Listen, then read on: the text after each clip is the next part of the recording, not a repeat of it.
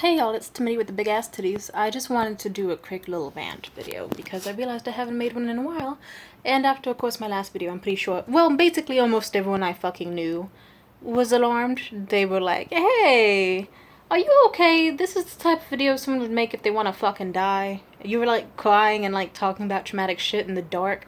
Where were you wandering? And like, so a bunch of people got emotional, but it's okay. You'd be surprised how, well, I don't want to say that happens often. I'll just say it happens. So thank you for being concerned. But moving on, here's a little semi-positive but still kind of depressing topic.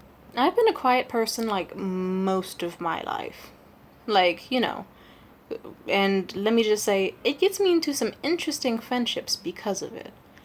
Like, if anything, because most people will, I guess, how do I put this? Maybe it's a blessing that I didn't have many friends growing up, because the way some people talk about their fucking friends really fucking confuses me.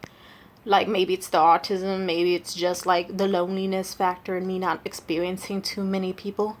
But like, when I did start making friends with people, it would always be like people who still had stuff in common with me that they did not know they'd have in common, and they just kind of like latch on. Like, for example, let's say, oh wait, I won't say their name, but I could be talking with someone and we could be talking for a good long time and they'll be like, hey, I just realized you're really easy to talk to. I can tell you anything. I can't do that with many people. And that's the most depressing shit I've ever heard. Because it's people who have like lifelong friendships, or people they consider their best friends. And they think me, the person they met like for like maybe less than 30 minutes, is somehow the person that they're closest to at the moment. Or in their whole fucking life. And something about that just depresses the fuck out of me. Like, I've already talked about this story once before, but once I went out with this dude, I won't say his name, but one day I will. Or you could just scroll on my page and you'll eventually find out who I'm talking about. And this dude, basically, we were hanging out at some, like, Venezuelan restaurant getting some food. And I forget how the conversation kind of led. Oh, yeah, I remember. I remember specifically. How can I ever forget it? We were sitting down, sipping on some Venezuelan horchata and some tacos and, oh wait, pupusas. It was pupusas. That doesn't fucking matter. And they had basically told me, hey, like, they said something about their family, and then I said, oh, right, so I've met your mom and dad today, but, so where are your other siblings? Are they, like, in college or gone away, or, and what they told me was that they had 2 siblings and 2 parents. And then they just got really, really silent because they didn't know how to say what they said next. And they just straight up told me both of their siblings were dead. Like, before they just said that they had 2 siblings. Because, of course, they still consider them siblings. It's not a lie. It's just like a half-truth to just leave out the part that they're alive. And so they did this thing where, and I hate when people do this shit, just tell me the truth straight up. It's okay. Make it awkward. It'll be awkward for like half a second, then I'll move on from it. I guess whenever I mentioned it before, they found it easier to just say, oh yeah, they're away at college, or oh yeah, they don't visit much, because they didn't think we were going to be as close as we were. But then they opened up that the older brother had very tragically passed away as a teenager.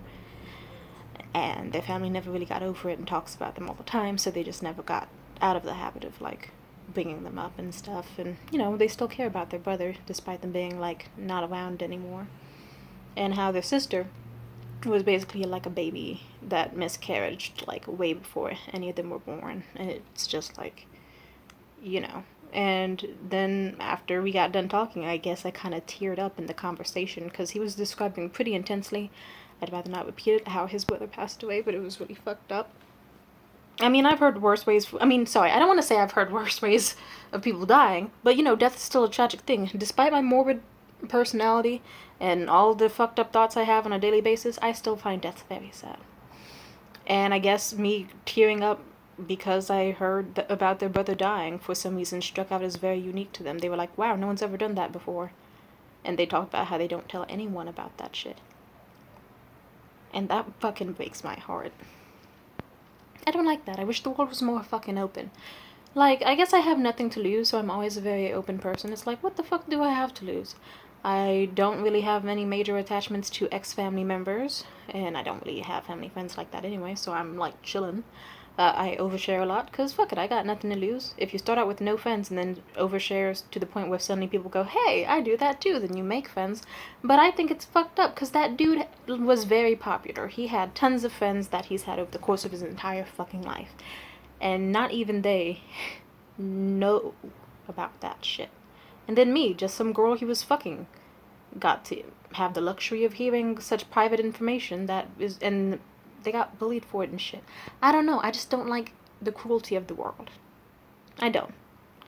I don't like that I know so much about people simply, and they consider me like a close friend but not a best friend because I'm the only person in their life they can open up to about certain things they can't tell anyone else. Like, you know, I won't say another person's name, but another person hit me up like, hey, like, and I was glad they reached out to me. They were like, hey, I actually really like that video you made about, like, your old abusive family and struggling and shit with them, because I've got similar going on at home and none of my friends understands how that feels, so I just hold it up inside and never talk about it. And that, you know what I'm getting at, right?